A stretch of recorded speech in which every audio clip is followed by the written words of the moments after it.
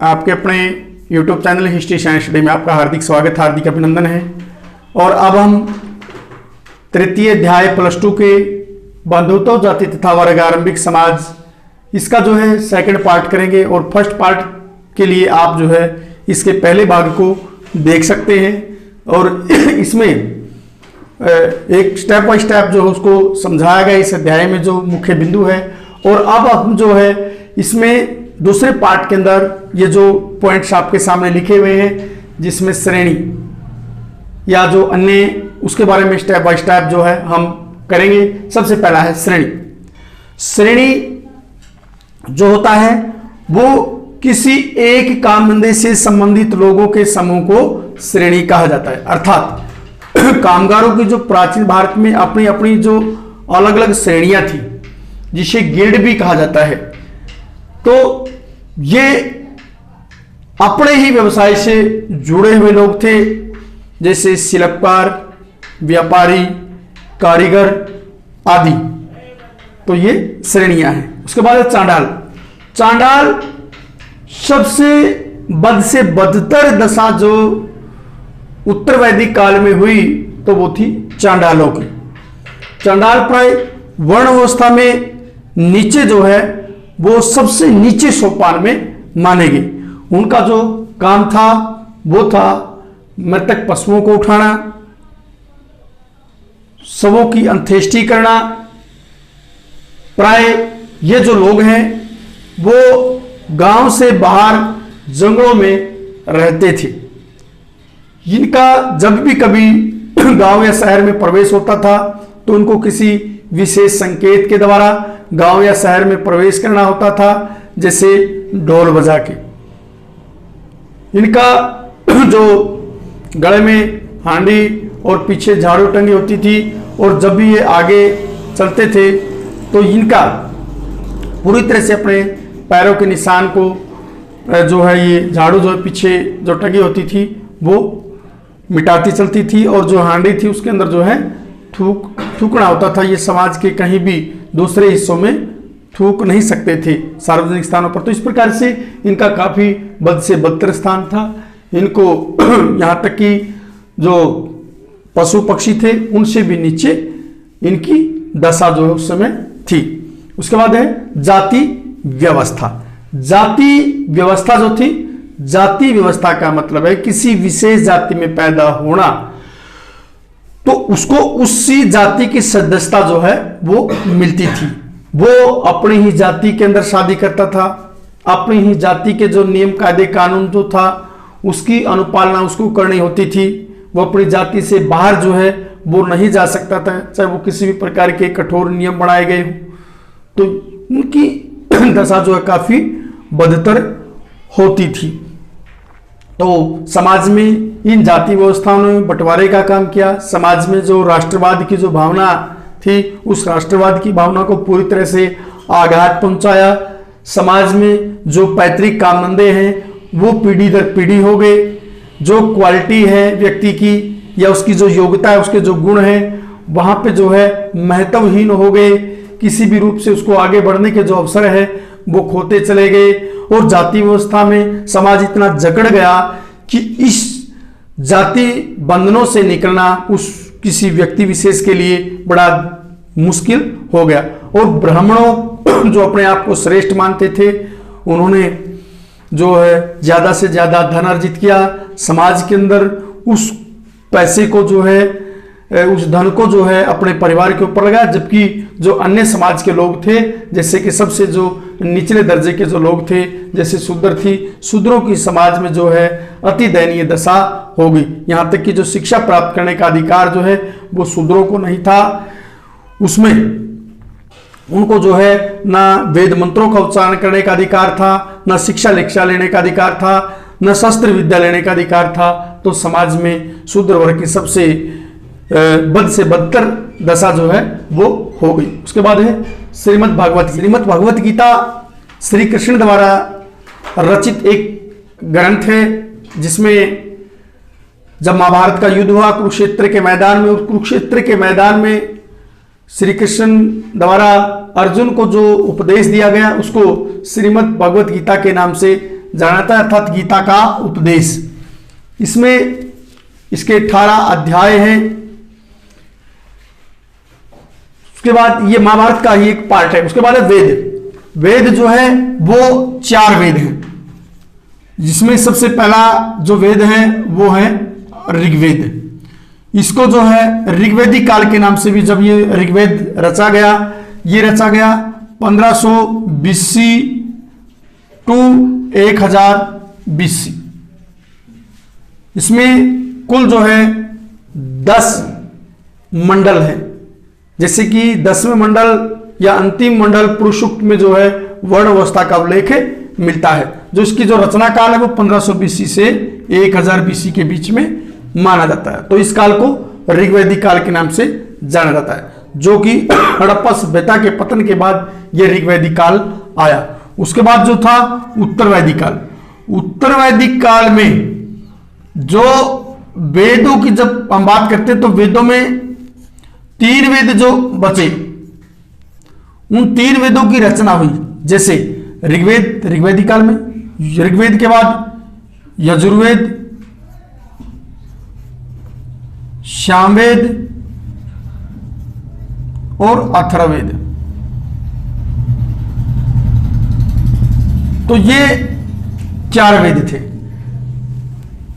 इसमें उत्तरवैदिक काल में और जो अन्य ग्रंथ लिखे गए, जैसे महाकाव्य लिखे गए, रामायण, महाभारत, पुराण, उपनिषद, आर्णिक, वेदांत, सूत्र, कल्प, तो इस प्रकार से और अन्य ग्रंथ भी जो है वो रचे गए, जैसे बौद्ध धर्म ग्रंथ, स्मृतियां, या जो कुछ टीकाएं जो है वो टीकाएं भी लिखी गई। उसके बाद है आगे मधुपरक। मधुपरक जो है वो विवाह से संबंधित है।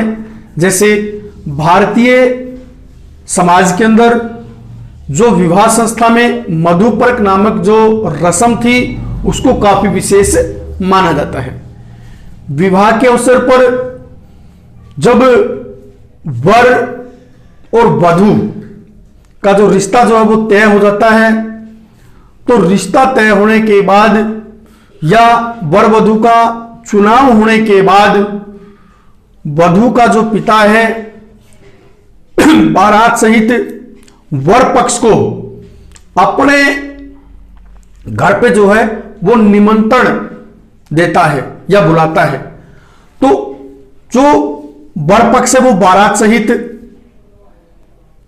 वधू पक्ष के वहां पे घर पे आता है और इस प्रकार से जो आमंत्रण स्वीकार किया उसको मधुपरक कहा जाता है। अर्थात ऐसी व्यवस्था जिसमें वर वधू के चुनाव के बाद जो वधू पक्ष का जो बारात सहित आमंत्रित होना, ये मधुपरक कहलाता है। एकलव्य, एकलव्य महाभारत के अंदर ये एकलव्य का नाम आता है। एकलव्य एक ऐसे धनुर्धर थे जो कि अर्जुन से भी काफी अच्छे निपुण जो है वो धनुर्धर थे, लेकिन समाज में इसको वर्ण व्यवस्था का शिकार होना पड़ा। जब एक बार ये गुरु द्रोणाचार्य जी के पास शिक्षा लेने के लिए गए तो गुरु द्रोणाचार्य ने ये कहकर इनको शिक्षा देने से इनकार कर दिया कि वो एक निषाद जाति से है और समाज में जो निषाद जाति है वो शूद्र वर्ण के अंदर आती है और शूद्रों को समाज में शिक्षा लेने का अधिकार नहीं है। लेकिन अपनी काबिलियत और हुनर के आधार पर एकलव्य ने जब गुरु द्रोणाचार्य जी कौरव और पांडवों को शिक्षा देते थे तो उन्होंने गुरु द्रोणाचार्य को गुरु मानकर चोरी छिपे जो वो शिक्षा लेनी शुरू कर दी और अभ्यास करना शुरू कर दिया और एकलव्य एक अच्छा धनुर्धर जो है वो हो गया। वो एक बार महाभारत के अंदर ही आता है कि एक बार एक गुरु द्रोणाचार्य जी अपने शिष्यों के साथ जंगल में टहल रहे थे तो एक कुत्ता था, कुत्ते जो भौंकने लगा तो एकलव्य ने उस कुत्ते के मुंह को इस प्रकार से बींध दिया कि वो कुत्ता ना मरा और ना जो वो भौंका।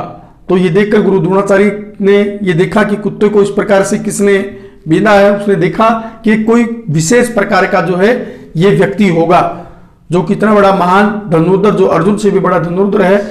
तो जब एकलव्य के पास गया तो एकलव्य के पास जाने के बाद तो उससे उसका परिचय पूछा और उसके गुरु का परिचय पूछा। तो एकलव्य ने कहा कि गुरुवर मैं आपका ही शिष्य हूं। तो उसने कहा कि मैंने तो आपको शिक्षा नहीं दी है।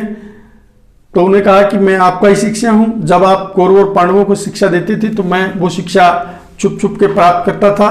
तो गुरु द्रोणाचार्य को जो है इस एकलव्य ने अपने गुरु दक्षिणा का प्रस्ताव रखा।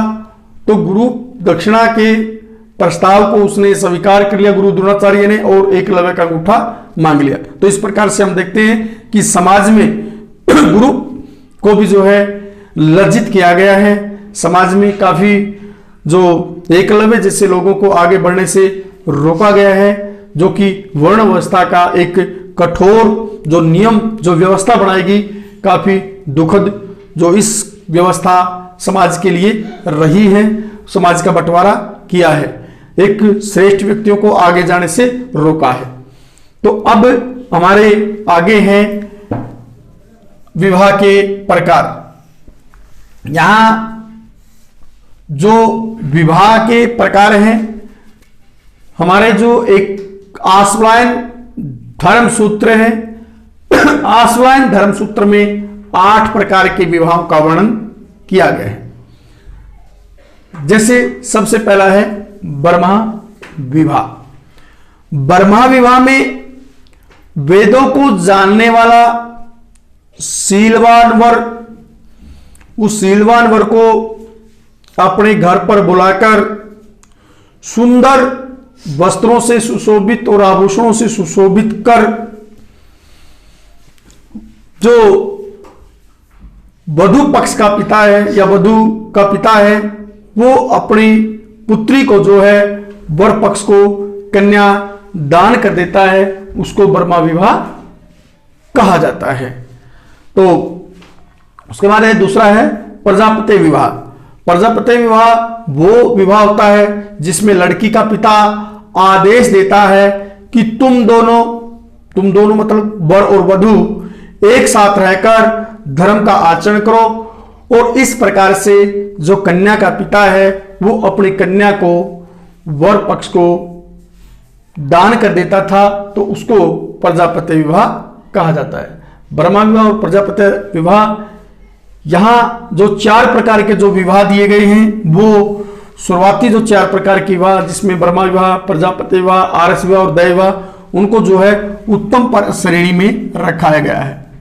उत्तम प्रकार के विवाह की श्रेणी में जो है वो रखा गया है। जैसे आरस विवाह। आरस विवाह वो होता था जिसमें लड़की का पिता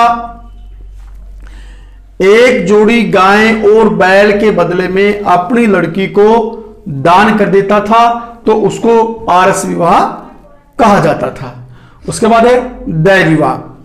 दैव विवाह वो विवाह होता था जिसमें यज्ञ करने वाले पुरोहित को यजमान जो है अपनी कन्या को दान कर देता था, तो उस विवाह को दैव विवाह कहा जाता है।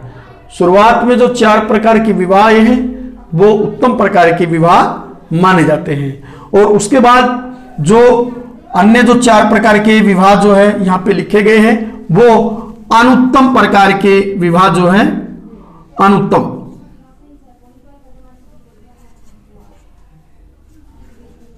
प्रकार की विवाह जो इनको माना गया है।